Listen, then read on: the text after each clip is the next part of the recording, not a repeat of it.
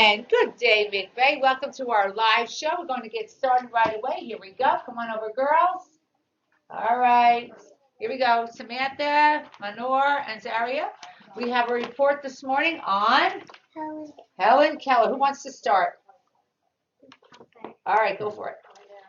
Helen Keller was born on June 27, 1880. Who was Helen Keller? She was a deaf and blind girl. She was a deaf and blind girl. So I'm going to ask for you girls to speak a little louder just so that we know our audience can hear you, okay? Okay, so she was a deaf and blind girl. Okay, so she was born when? June 27, 1880. June 27, 1880. And why was she so important?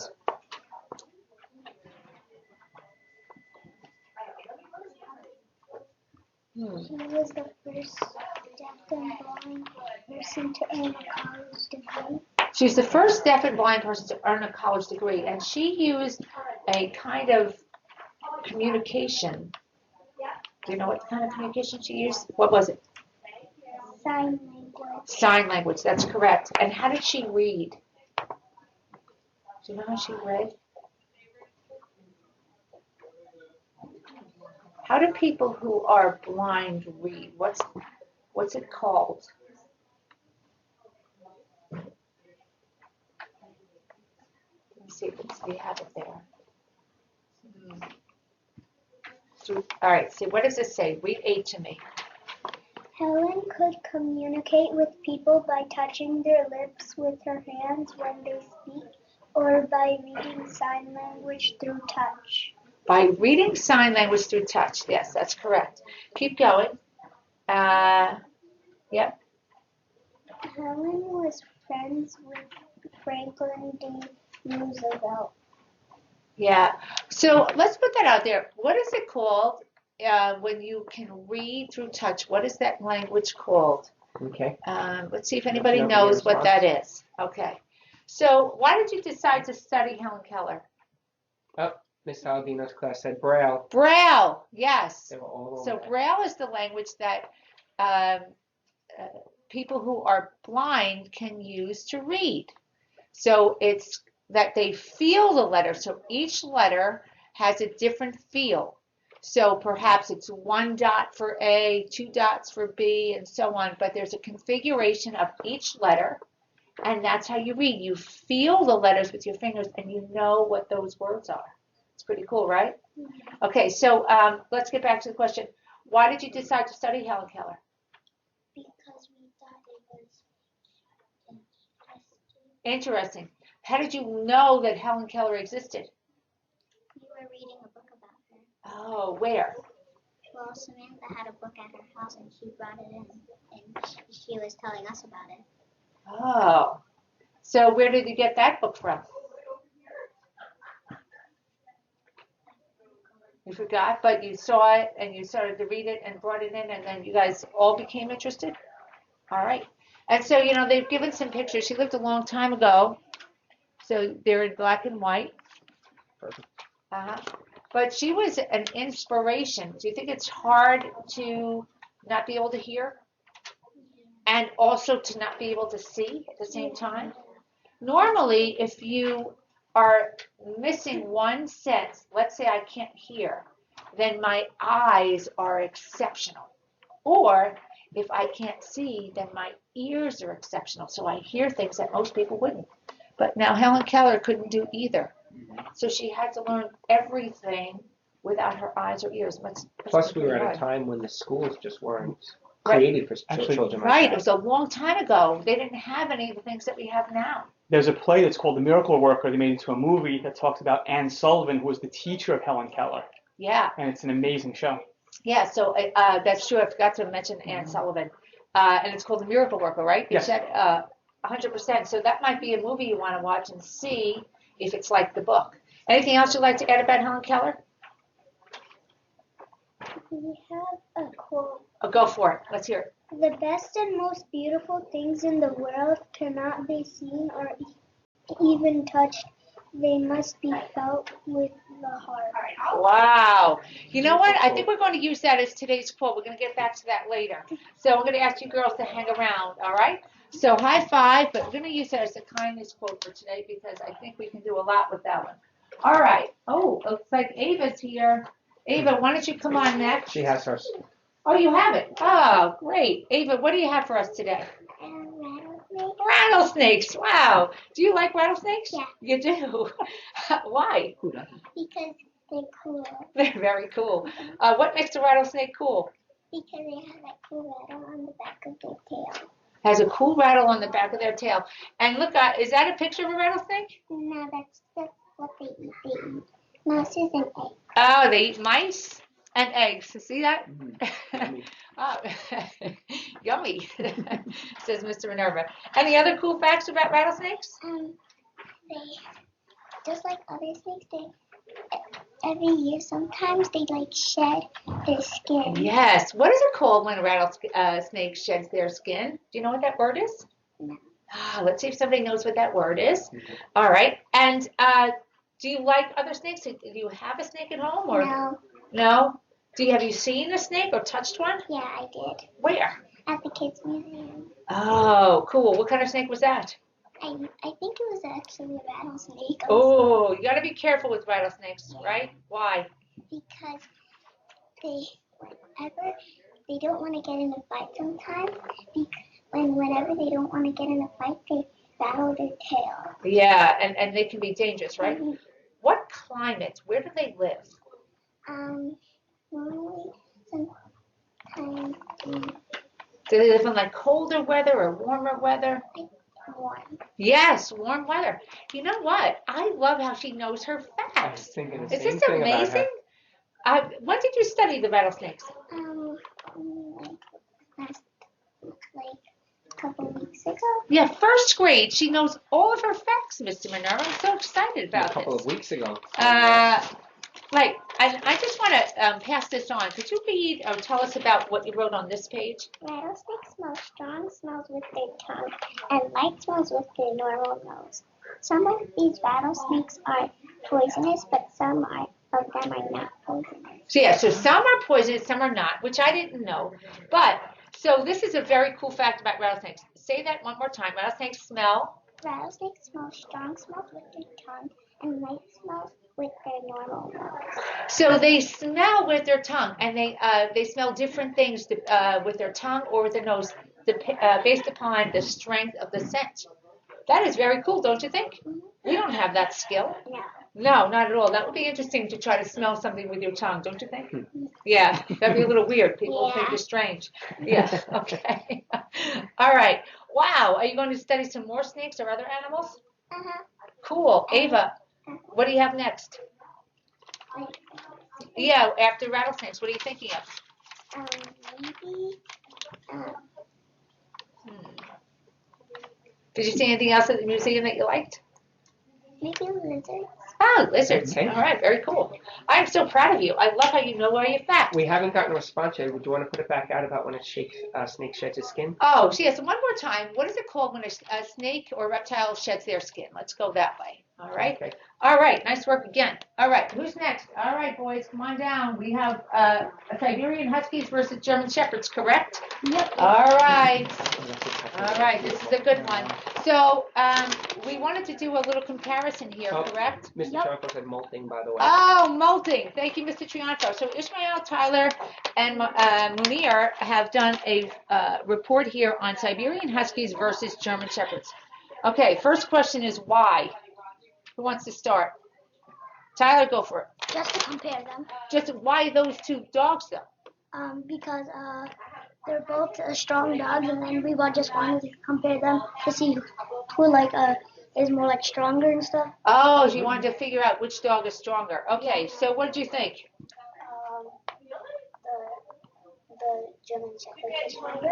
You think German Shepherds are They're both strong. both very strong. And why would you say German Shepherds are stronger?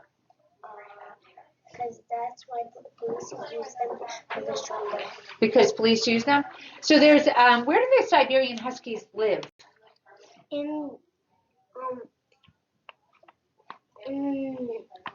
Where do they come from?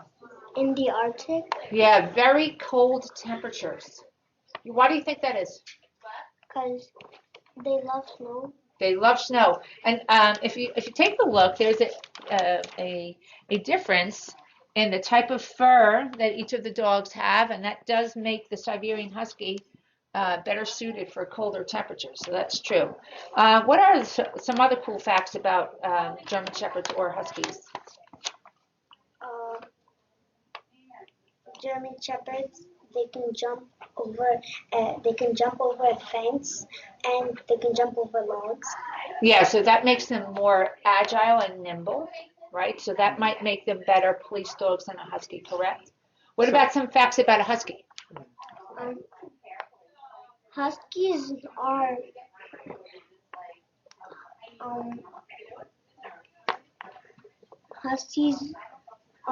hard. They're strong, and they have a lot of energy. They have lots and lots of energy. Do you want to look at some of the facts here and give them out to your friends? What were you going to say, Mr. Minerva? I was just going to ask, why did they choose? They mentioned reasons why they thought German Shepherds would be strong, that the police used them, but they hadn't mentioned reasons why they chose the Husky as a strong dog to compare with it. Yeah, so what about the Husky? You know? What are they famous for? Pulling sleds. Yeah, pulling sleds. 100%. They're very, very strong dogs. There's a famous race in Alaska. Do you know what it's called? No.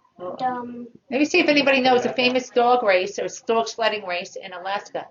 Yeah. So whose idea was this, by the way? Mine. Yours. Okay. And how did you bring your friends on?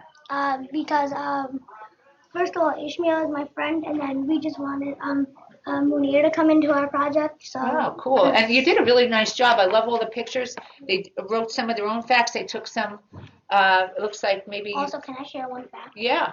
German Shepherds sometimes work as guide dogs. They lead people who are blind to safety.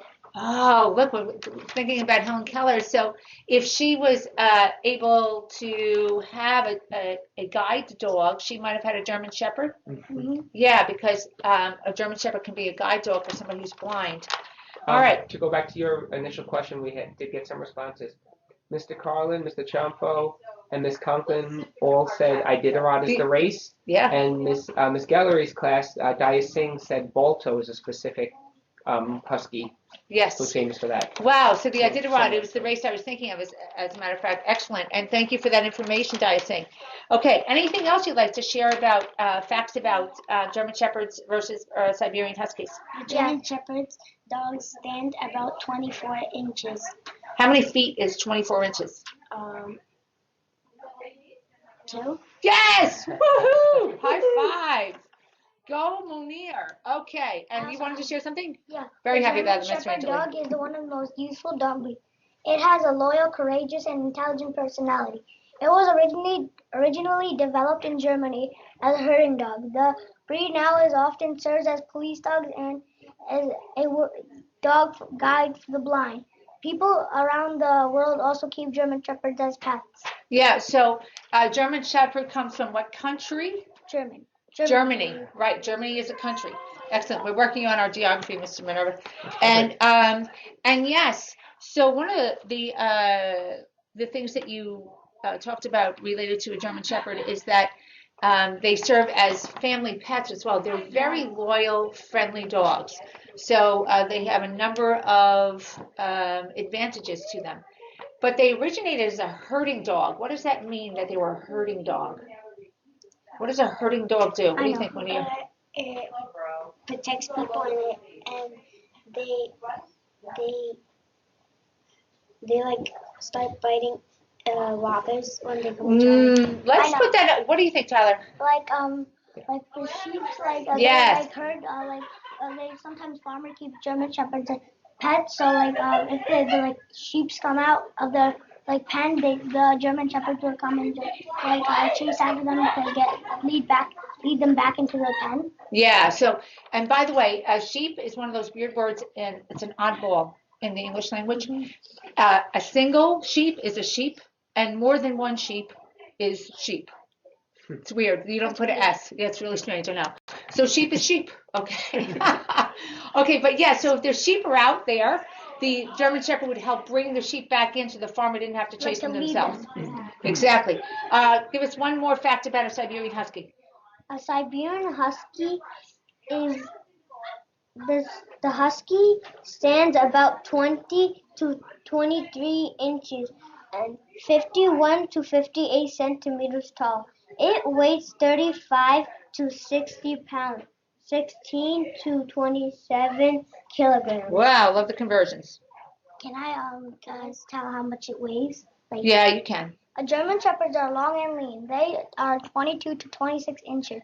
German Shepherds weigh 55 to 95 pounds. That's a big range, 55 to 95 Can I say pounds. what they eat? Yeah, go ahead.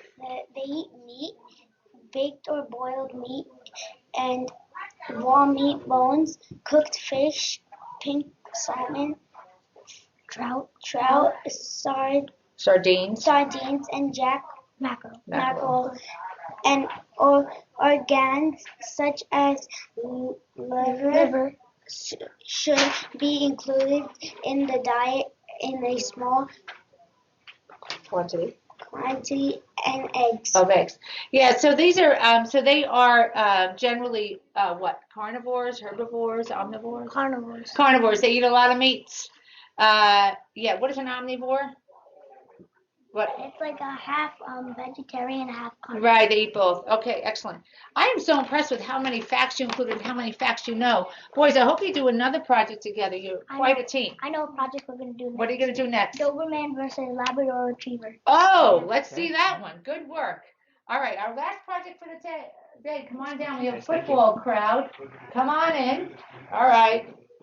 So, all right, Dominic, you're going to lead us off. So we have Dominic, Zach, Hottie. Okay. Dominic, you've got it for us? Tell us what you have here. I have football about the Patriots. Okay. What about them? Tom Brady has been playing for 20 years, and he is the best quarterback to ever play. You know, people would dispute that, but that is what they say. All right. What do you want to say, Zach? The Patriots have 6 Super Bowl wins, which is the highest team history record. And Tom Brady also has 6, which means he was in all the 6 Super Bowl wins, which also means he's the quarterback with the most Super Bowl wins. That's correct. And what about you, They Tammy? had an opinion and then a fact to back it up. Tom Brady is 43. He's 43. Hottie? Imagine winning a Super Bowl when you're 43, Mr. Minerva. Bill Becker earned 3 to 2 meters. 3.2 million. $3.2 million. Yeah. Bill Belichick? Yes.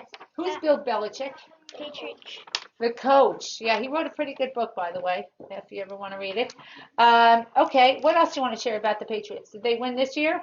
Yeah, they won this year. Yeah, yet again. Okay. What else? Why did you want to do a project on the Patriots?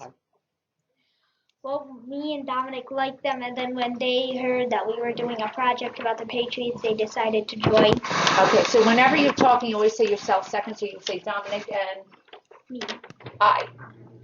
Dominic and I really like them. You would say me if it was in the second half of the sentence. All right, what else? What do you have, Jenny? Anything else on that sheet?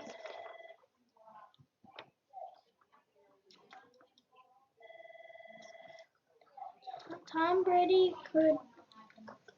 completed 5,240 passes. 44 passes. Wow, 5,244 passes. That is a lot of throws. He's got some arm. Is there anything else you'd like to share? Not really. All right.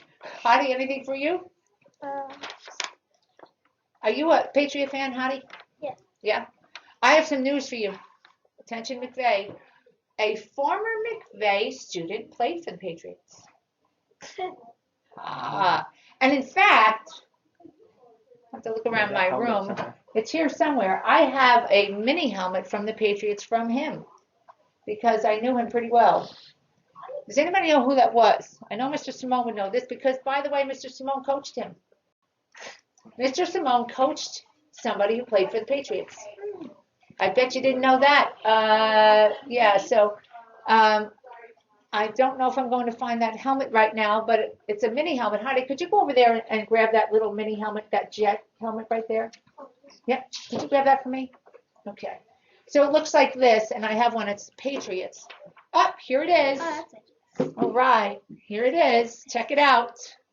This is from a former McVeigh student who played for the Patriots. What number was he? So that's a great question. I'm going to put that out there as well. What number was he? And who was it? Let's see if anybody knows. And if nobody knows, I will share it. But if you want to find out, maybe you should talk to Mr. Simone because he knows. He was his coach. And the other question is, what position did he play? So you keep working. Now, again, to get to the Patriots, he went to 4 years of school first. He went to Penn State. That's a very hard school to get into. Then he got drafted and went to the Patriots. So find out. This is a very good question. Somebody who worked very hard at McVeigh, getting smart, went on to East Meadow High School, continued to get smart, Penn State, because you only get into Penn State with good grades, then to the Patriots. All right. Well done, guys. I hope you come back to us. Napolitano chimed in. Who is it? Rich Ornberger. Rich Ornberger. That's correct. And if you look, I don't know if you could see this, but it says Rich Ornberger on my little helmet. He came to see me, gave me one of those. Excellent. Now we need to know what his number was and what position he played. Nice work, guys. All right, high fives. Let's go Dominic first. Zach, Tiernan, Heidi. Perfect. All right, so it's time for our Mighty Kind quote of the day, and we're going back to Helen Keller. All right, so it was this. The best and most beautiful things in the world cannot be seen or even touched. They must be felt with the heart. I love that quote. It came from Helen Keller. And really what she's speaking about is kindness. The most beautiful things in the world are felt with the heart. Kindness cannot be touched, but you feel it. It also can't be bought. It can't be bought. Correct. So you feel it. And what you do, the way you make people feel, that's the same thing as Maya Angelou. People remember not what you bought them or maybe taught them, but how you made them feel. So we always have to work hard to be kind, to make sure that we're making people feel the way that they deserve to feel. Sorry, excuse me on that one. All right. And of course, boys and girls, as a reminder, every day is a good day to get smart and be kind to both each other and the earth. Let's have a wonderful day.